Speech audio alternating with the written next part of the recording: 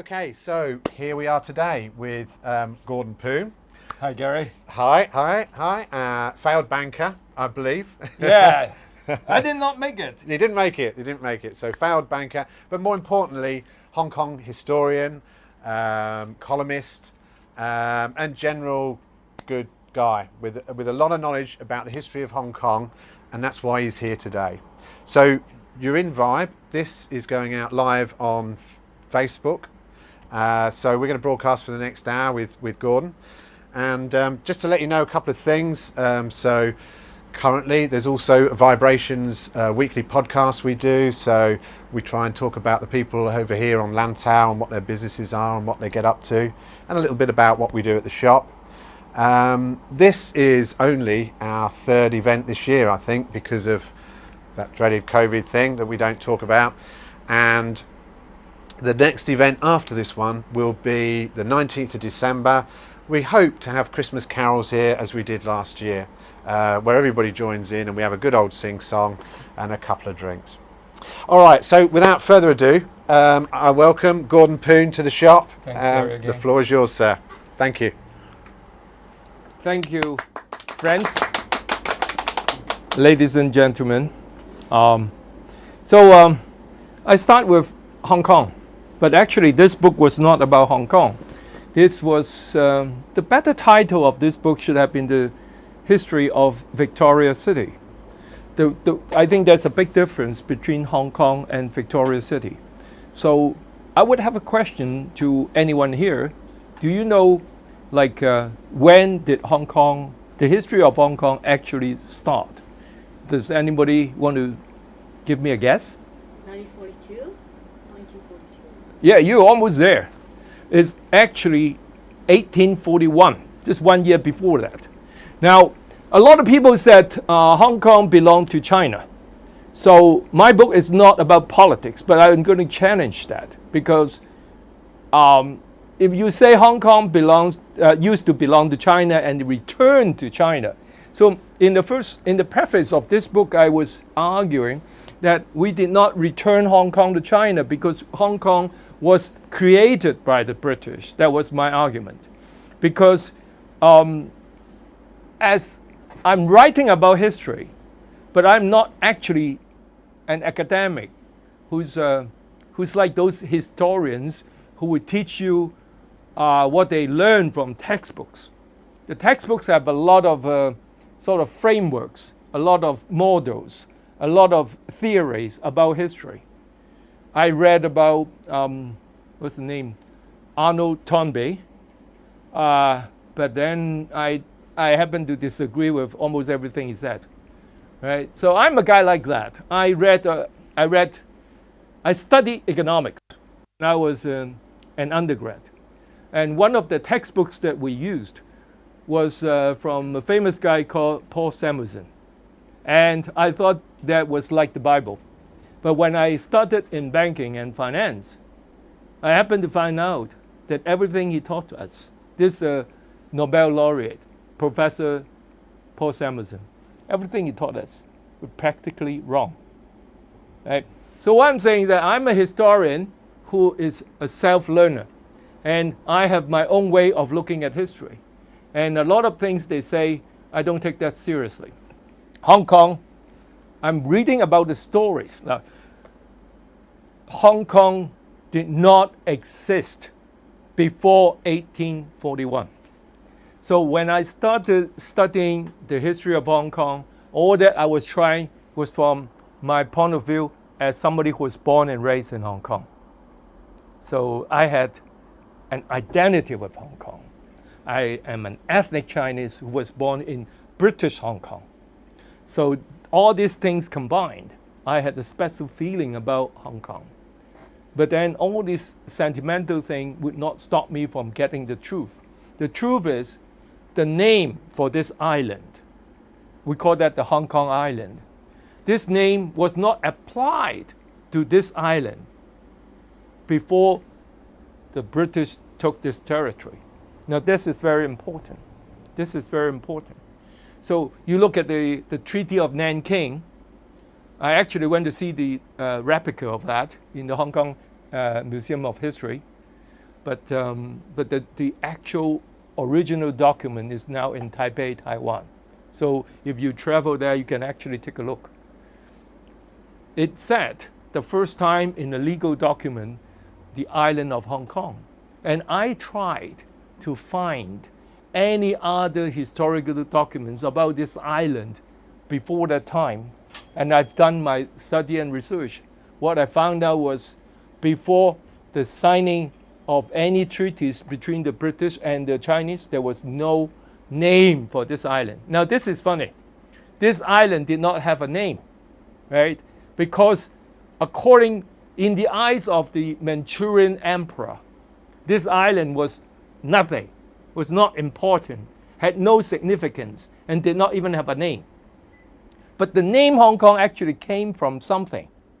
So that was when I started my book. Like, where did this name come from? So I went to the Ming Dynasty. You know, the Ming Dynasty was a dynasty before the Manchurian Qing Dynasty. So there was another 260 something years before that. And then in the late Ming Dynasty, there was a historian who said, who had a map of the southern coast of China. And on that map, nothing was drawn to scale. I mean, if you buy this book, it's only $138, and it's actually, I can give you, I can sign a copy for you. And I have that map over here, so I would not get into the details because I want you to read this book. The map, everything was not drawn to scale. You could not even see the shape of the islands or the coastline, nothing. But you had all the names. You know what they had? They had Changzhou, they had Chekchu, they have Dai Tam. You're familiar with those names. And they have Shaogeiwan, and they have Kap Shui Mun. But they also have Shek-O and Hong Kong. So basically in this island, which has no name, you have a place called Hong Kong. Right? You have also another place called Chekchu, Dai Tam, whatever, Shaogeiwan. So what is an obvious fact was the island did not have a name, but all these places had name. Hong Kong was a village in the modern day Aberdeen, not the one in Scotland, but the one here. Right? So Hong Kong was a village that we call香港仔now. Now we also call that 香港圍. And you know from studying the history of southern China around the Guangdong province, the villages for the 本地人, they call this 圍, 天水圍, like that, right? 南生圍. The 圍means a village. So 香港圍, 香港村, these were the names for that village that is very close to the ocean park today. So that is a strong evidence that Hong Kong did not mean the whole island. If you call the whole island Hong Kong, and then you also simultaneously have a Hong Kong village, and then you have a Chekchu village, you have Shaogeiwan village. It doesn't make any sense. So the British, because they were the master of this place, after they take it over. By the way, why did I say 1841? Because the official treaty between the two empires, they signed the Treaty of Nanking was 1842. But before that, 1 year before that, the British had already landed in Hong Kong near today's Shanwan in a place called Possession Street, 水坑口街. Okay? Why did they land on this territory? Because they thought they already had ownership of the island. Why did they think so? Because they have already drafted a treaty, and that's called the Treaty of Chuan Pi, 川備條約. You signed this, but this treaty was not signed by either party. But so what I'm saying is the first document on which that is an authority on the British side officially called this island Hong Kong was not 1842, was actually 1841 in the middle of January when they drafted the Treaty of Chuan Pi. Right? I'm speaking English and Chinese. But anyway, there was a guy from the Royal Navy who was in charge of the whole affairs dealing with the Qing dynasty. His name was Charles Elliot. And he was the guy who authorized the landing of the British forces in January in 1841. And then they claimed ownership and sovereignty of the island before the signing of the Treaty of Nanking. And they have done quite a lot of things before it became official. Now, the reason why they were able to do that is because of the limited transportation convenience or communication. Because in those days, they have to go around the world by sailing in a boat, or in a ship rather. So to reach Hong Kong from London, it takes half a year. So at the time when Charles Elliot authorized the landing and claiming sovereignty of Hong Kong, he did not actually get the authorization from Palmerston, who was the foreign minister. He did not get it. But somehow he said, since I have drafted the Treaty of Chuan Pi, since I believe that this place become British, I might as well do something about it. So that was the beginning of the history of Hong Kong, even before the Treaty of Nanking. And what Elliot did, there was an earthquake, don't worry. We have frequent earthquakes in Hong Kong. Now, you see that, right?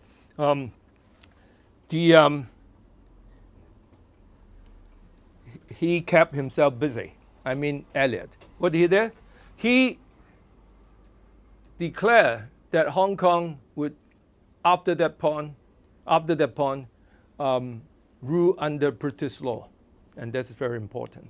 So the people who stayed in Hong Kong get the protection of the crown. And the second thing he did was he started auctioning land. Now you see, these people are business people. They might be fighting a war, but then the thing they really care is to auction the land, right? So a lot of all these Hongs or these British traders or the opium traders, like the Dent and the Jardines and Mathesons, and these people were already buying land from Elliot. That land that the British Crown did not actually own, because that was before the signing of any treaty. But they have already done it. Now, this has been apparently an argument between Elliot and Palmerston, and it was insubordinate. It's insubordinate. Because according to Palmerston, with the information he got from other sources, if the British were victorious in the conflict with the Qing Empire, the place that is most valuable that they can take over is not a deserted, like barren rock like the Hong Kong island, which did not have a name at that time. It was actually an archipelago near Shanghai or Ningpo, which we call the Zhoushan Quantou, the Zhoushan. That was the idea of Palmerston. He said, okay, take over Zhoushan instead of this place, because this is my order, and I'm the foreign minister. You better listen to me, right? You got to follow my instructions. But because of whatever reasons, Elliot was 6 months away in communication.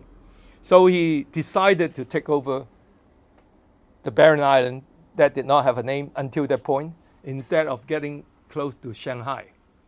Now, the reason why he did that was, my explanation is, he was a smarter guy, and he has done his homework. Because you know, the British the Royal Navy, I would say, they work very closely with the East India Company.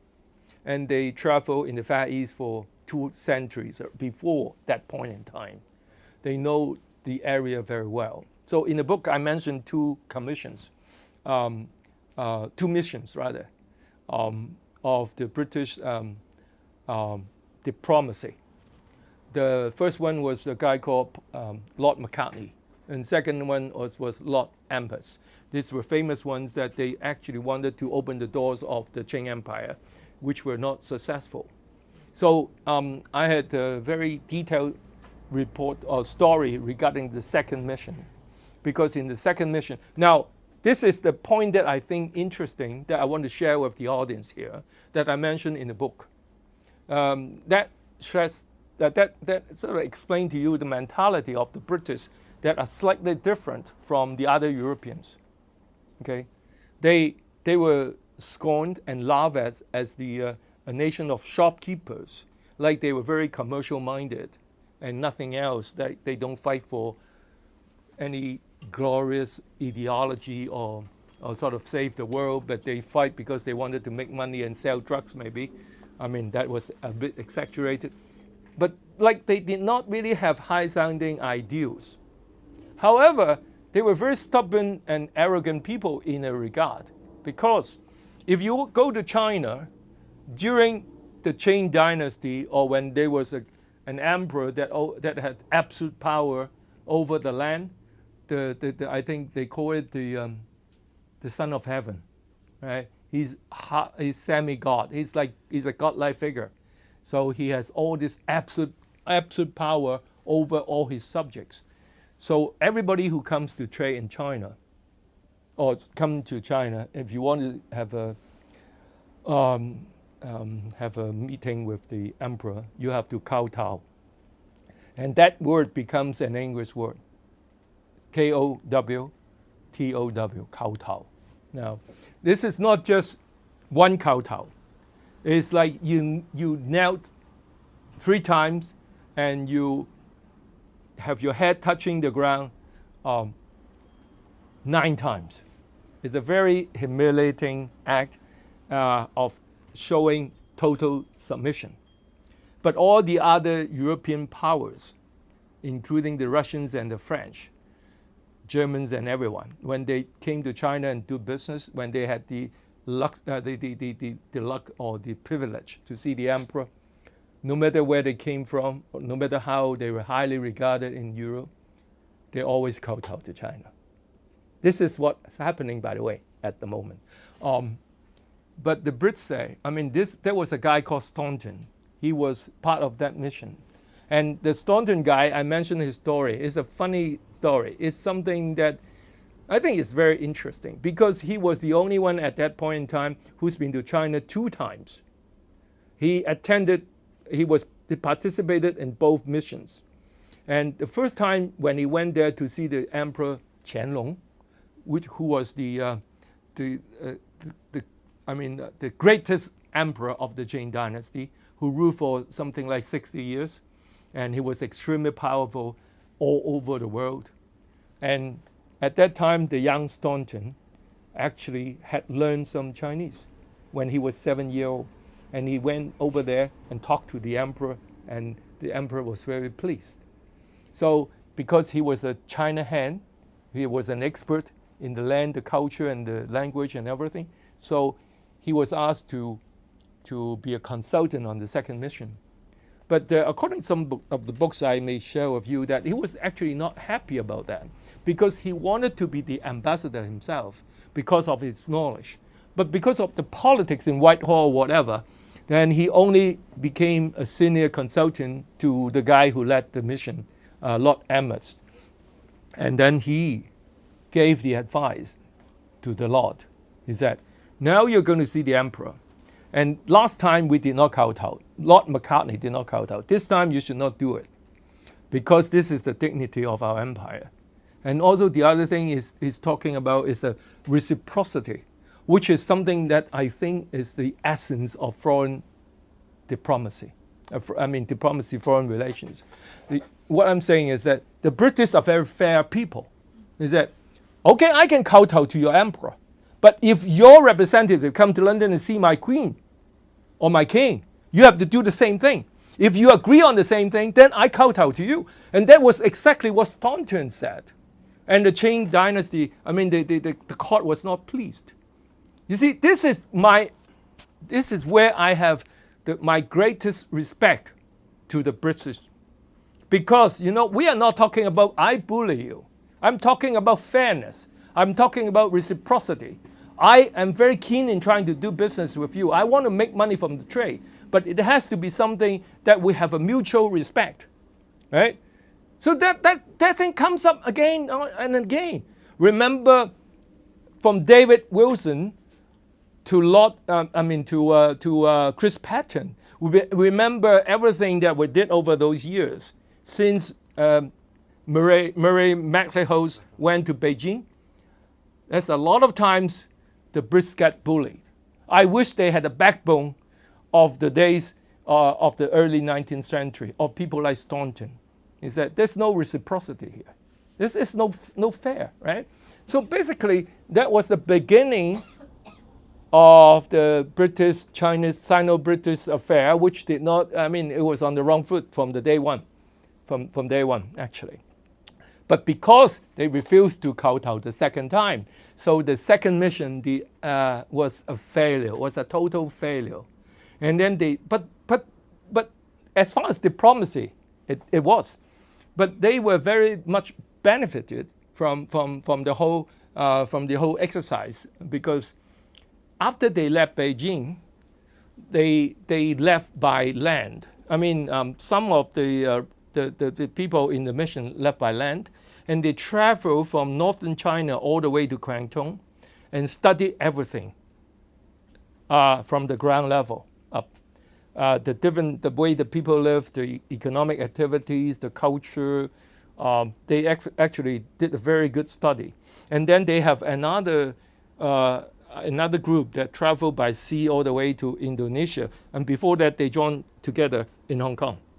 So that was a great story, because what happened was Staunton was in Hong Kong before the island had a name. And I have to watch the time anyway. And then he studied the island. And that's why I said Elliot, I said Charles Elliot was a smarter guy than Palmerston. Because with these studies, with these expeditions, with the knowledge of the British Royal Navy and the East India Company, they knew the significance and the importance of the Victoria Harbour. Right? This is the point I'm going to make. Because if you are traders and you are the Navy, what you want is to have a deep water harbor where you can get your base. And then if you have that, you rule the place. And Hong Kong was nothing. There's no people here. It was totally barren. Maybe 300,000 villagers who may moonlight as pirates. Right? Basically, it's not something to be proud of. But the natural harbor, which we call the Victoria Harbour now, I would argue is the best harbor in all of East Asia, except for the one near Yokohama. I mean the naval base over there. But in this part of the world, if you want to do trade with China and you would want to protect your trades with your strong navy, the only place to go is Hong Kong. In Zhoushan, there was nothing.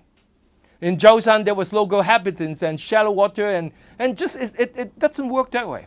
And another thing was because in Qianlong's day, the emperor just mentioned, he had all this power. Then he dictated his edict and said, nobody can trade with China except from via Canton, which is today's Guangzhou, okay? And Canton and Hong Kong were very close. So the British had a lot of arguments on how they handle the trade and the relationship and how they treat the expatriates. And that was one of the reasons why there was an Opium War. It was not about opium. So what they wanted to do is to establish a replacement of Canton under British rule. And then with the natural harbor and the advantage, this was the ideal place, and I would argue the only place that would make it successful. So we were lucky. Why? We were lucky because we had a 6-month difference between London and this part of the world, and then Charles Elliot could defy the order from the guys up there in Westminster and decided to take over Hong Kong. But unfortunately for him, because what he did was really insubordinate, he was fired by Palmerston.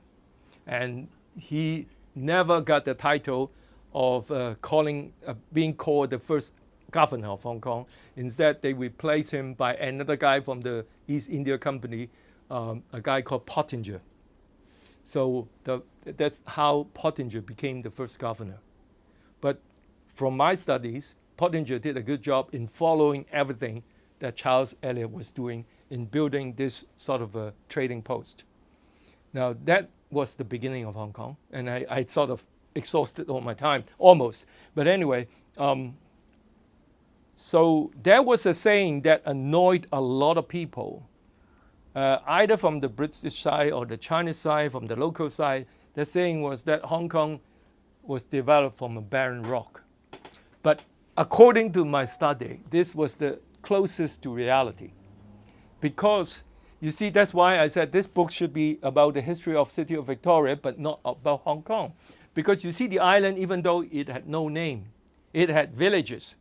As I mentioned, we have Sa Kei Wan, you have Chek Chu, you have Dai Tam, you have Sek O, you have everything, right? But the part that became modern Hong Kong was barren. That, we call that central, started with central. From the western side, from Kennedy Town all the way to Causeway Bay, that coastal strip, that was barren. Nobody lived there. But the British made it a modern city. And Hong Kong was not developed from a fishing village. It was developed from nothing, right? And then it became a modern city, well-developed British city in a very short period of time. And the last thing I want to say before I finish this talk, and then we have questions, is that there's another myth that was also incorrect. We, the ethnic Chinese Hong Kong citizens, we still believe that we were the people who were the inhabitants and the natural inhabitants who claim to be true Hong Kongers. And I question that. Because you see, this city of Victoria was built by the British, and it was barren and was nothing. Nothing. It was just, another reason why nobody lived here is because you got to understand the Chinese, the indigenous Chinese in southern China. They earn their living by fishing, farming, and pirating, and they have to get shelter from the weather. And if you are on the south coast of the island, and you shelter yourself from the northerly wind and from the difficult condition, and you face the sun in the south. So that's why the original Hong Kong people, the Chinese, ethnic Chinese people, those 2,000 something, up to 3,000 maybe, they all live in the southern coast. That's why the city of Victoria was uninhabited from the beginning. That's the reason. So they built a British city from scratch with nothing. And then what happened? Within 2 decades, we had a lot of people coming in. So this is my argument. The so-called Hong Kong citizens from the first generation, the ethnic Chinese, they were all immigrants. Because you see, the population of Hong Kong became something like 200, maybe 50,000 by the end of the century. Now, you can't have 3,000 people multiply by themselves and became like hundreds of thousands. You can't have that. So 99% of the ethnic Chinese in Hong Kong actually came over after it became British. So of course they did not have that in mind. But if I have a guy like that with a queue, a pigtail hanging behind his head, then I will ask him. I mean, maybe he doesn't know, but I will ask him. The day you left China, left the mainland, and you arrive in Hong Kong, you have defied your empire, your dynasty, your nation, right? You became somebody who emigrated to another place and pledged an allegiance to the crown instead of the Chinese emperor. So you have voted to denounce your nationality, right? This is what I'm saying. Most of the people from day one, when they traveled to Hong Kong and settled in Hong Kong, they have given up their Chinese nationality, and they were happy with the British rule. So that's why in the later part of the book, I say these people have not been appreciative, and they also did not understand that there's no reason to get, I don't know the word, around the handover, to get upset about the British, right? Because your ancestors, you gave up your Chinese nationality and became British because you want a better life and you want to make some money. You want to be safe. So why suddenly you became so patriotic and say, oh, this is the motherland calling me, right? That would appear to me to be hypocritical. You see what I'm saying? So I think, and then in the book, now I think I'm smart enough to leave you here because I would explain in the book about what made Hong Kong tick. It's not because we were Chinese. It's because we have a system that was different from the Chinese system. And we have a system that gives people a base of a level play field. Yeah. But how did we get a better life, right? How did we get a better life? You can get rich in China as well. You can get rich anywhere, in Zimbabwe or Rhodesia. You can get rich anywhere.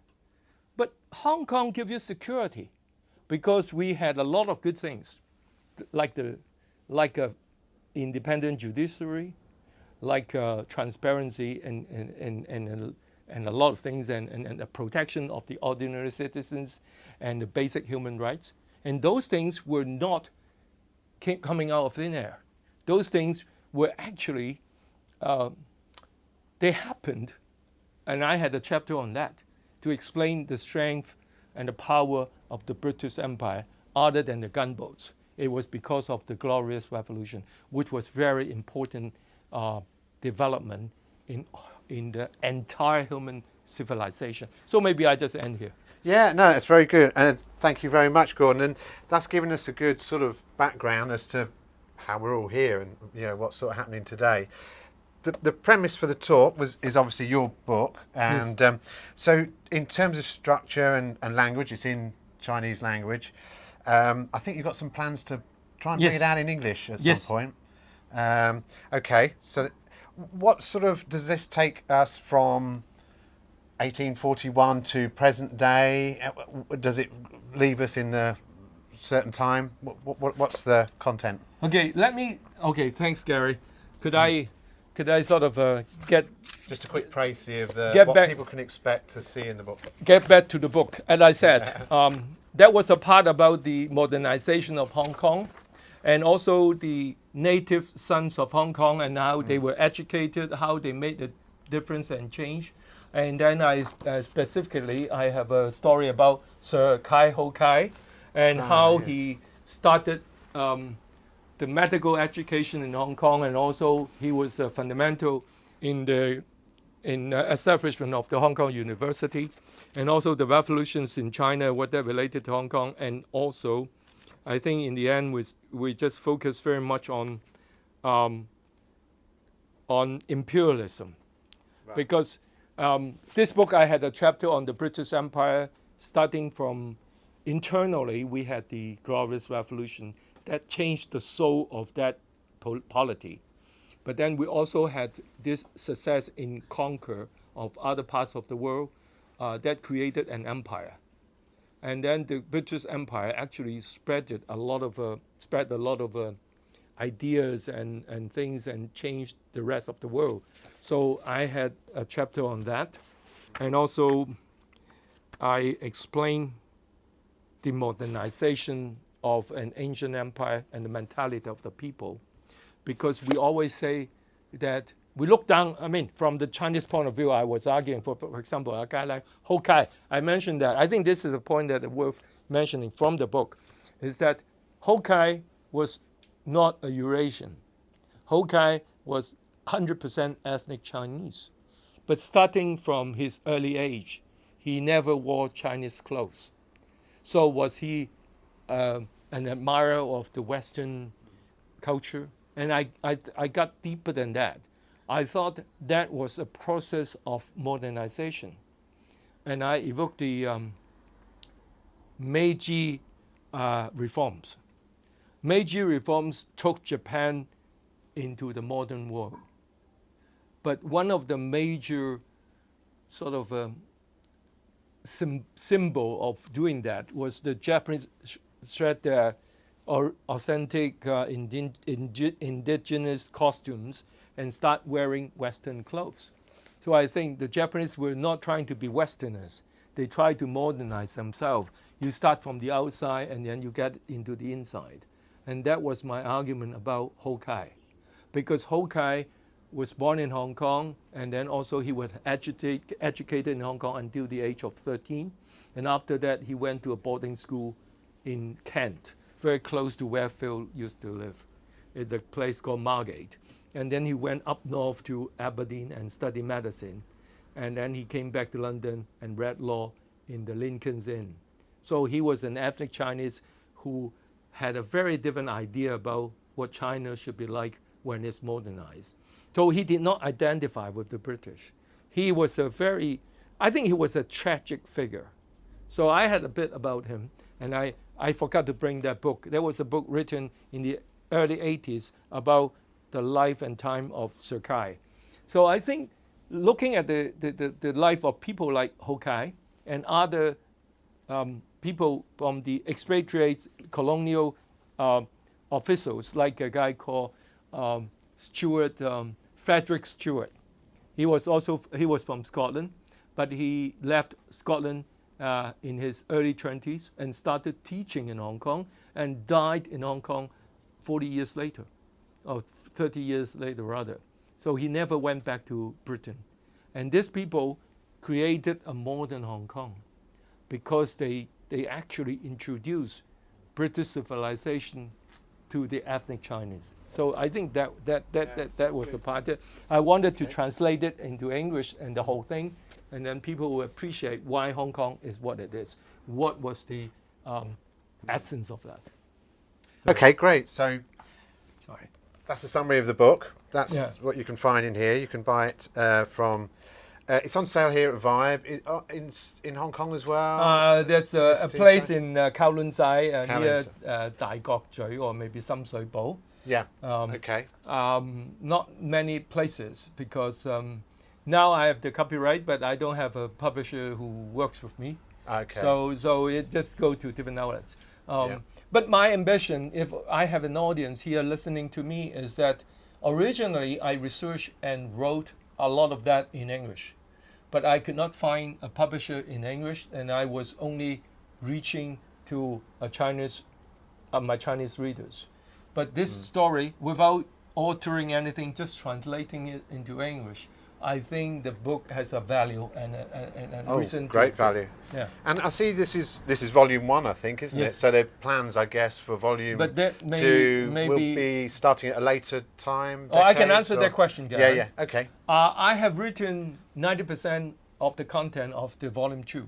Okay. But I think I would wait until things are clearer. Yeah. That I publish that. I can give you an idea because that was about the modern times of Hong Kong dealing with the Chinese authorities since the beginning of the 20th century until this point. Okay. And that, all right. That sounds good. Is a bit sensitive. Yeah, of course. That's yeah. it. Yeah. Understood.